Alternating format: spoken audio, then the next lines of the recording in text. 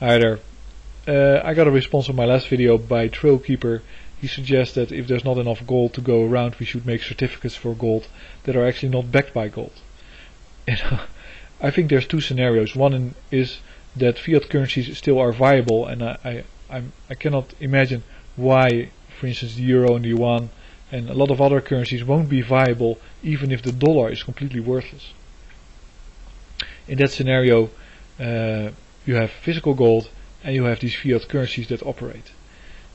The other one is a scenario in which fiat currencies are no longer viable. Nobody believes in them because everybody needs stuff so badly that they will only treat real goods and services. And in that scenario, just like Max Kaiser says, there'll be a lot of losers that won't have anything to trade, especially when they're holding paper money. That's why you have to get gold. In that environment, you won't succeed selling paper representations of gold that doesn't exist. That's what the London Bullion Market Association is trying at the moment, selling 100 times as much gold paper certificates as they actually have gold, and apparently they're under attack, and that drives up the gold price. So I don't think it's a very brilliant idea. I think it's a little bit I had to laugh about it. To get to the point of my video today, and I have a lot of subjects that I actually want to talk about, and I find out that they basically combine together. There is this, you can say there's two ways to get to a person. One is to get to him personally, but then you evoke a response, and the other one is to basically deplete his environment or lock him down, put him in a cage.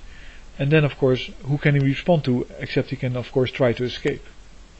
And that's very, that's the approach that's taken these days towards you as a consumer. You're personally attracted by celebrities and all kinds of stuff, movie stars and advertisement with all kinds of sexy imagery, and at the same time you're locked in by stealthy creation of laws. And I mentioned one yesterday, which is that they want to outlaw organic farming. They want to outlaw organic farming because somebody died of a peanut butter poisoning, but they want to allow release of medicine on the market without any FDA approval, because you had two twins of which they both had cancer. One got the medicine and the other didn't, and one died and the other didn't, and it is such a horrendous, cruel thing to happen. So you really should liberalize these medicine laws and allow these medicine companies to bring them in the market. And you see how many people die as a result of it, or how many people become infertile, all that stuff. But both are done in a process that is really about creating, let's say, poisonous wallpaper, or doing some other stuff that you don't really notice it, and you don't really know how to respond to it. It's a legal procedure, and every time you look into it, people say yes, it's a long process, and then suddenly the law is approved because nobody notified you. And the nature of, I think, people, but also animals, and actually every creature on earth, is that we don't really care about the slow moving permanent things or semi-permanent things in our environment. That's also why the fight against climate change is so hard, because it's not natural for your environment to become suddenly toxic or change. And there's so much other priorities, the things that move right in front of you, that are presented as immediate dangers. That's of course also why in the media you get all these different conflicts that you can think about to occupy your mind, and not do anything. But and this just goes on and on and on. It's this natural two-pronged attack. One is that you try to attract people by directly approaching them, or you try to influence them by giving them tear-jerking stories about poisonous peanut butter or two brothers, of which one dies, which is of course very cruel. And on the other hand, you stealthily create laws like the ACTA legislation, copyright laws that you propose, that will, for example, enable the US to outlaw and ban the WikiLeaks URL, so you can no longer use it. They can block it because they claim that material on WikiLeaks is copyrighted material, and WikiLeaks doesn't have the permission to publish it by the authors. Of course, yeah, it's leaked material. You know, if the copyright law was applied fairly in the instance of WikiLeaks, then WikiLeaks would get a claim for payment to the author. I guess it's a mistake in copyright law that an author can refuse to publish his documents, especially when they are in the public domain already.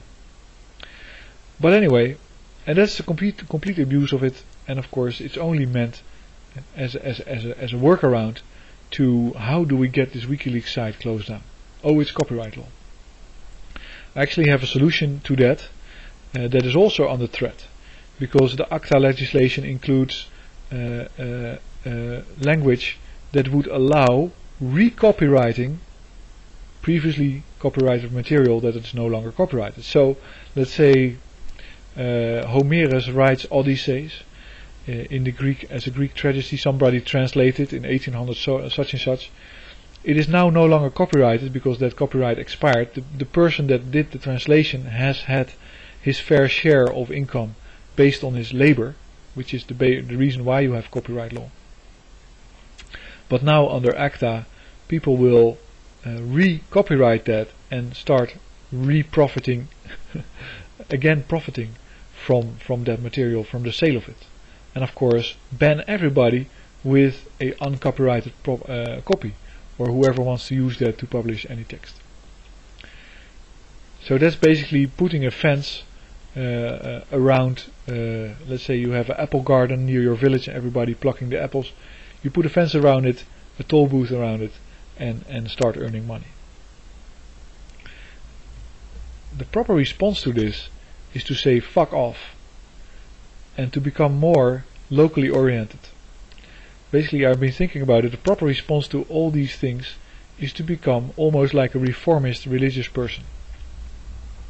The gereformeerden in Holland, the reformed religious people, take the Bible very seriously, and of course it says in the Bible there should be no image of God and basically no idols, so they don't have those and they don't allow those. So you won't have Christina Aguilera and Britney Spears posters there, and they dressed very modestly and they're very fearful of God.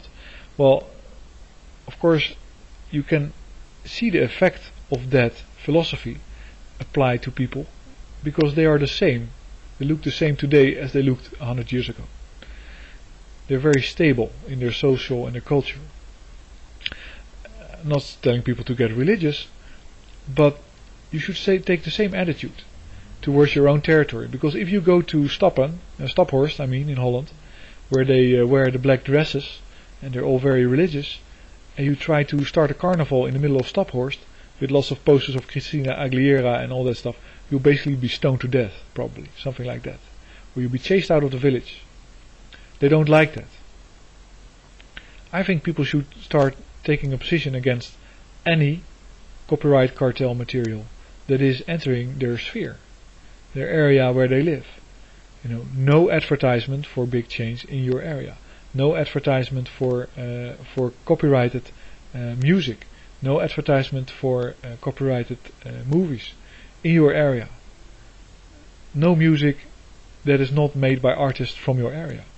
France took that position a long time ago. They basically moved away from it, and that is a good thing, because they had France artists on the French radio for years and years. They had a law that says that half of the music should be French, and but the bad thing was that most of these French artists sang very depressive songs. So the France were constantly listening to very depressing French music. But tell them to fuck off and claim whatever is your territorial right to integrity of your environment from all kinds of basically extortionist schemes that invade your privacy, that basically deteriorate your life quality, and that only bring money to people far away that you don't even know.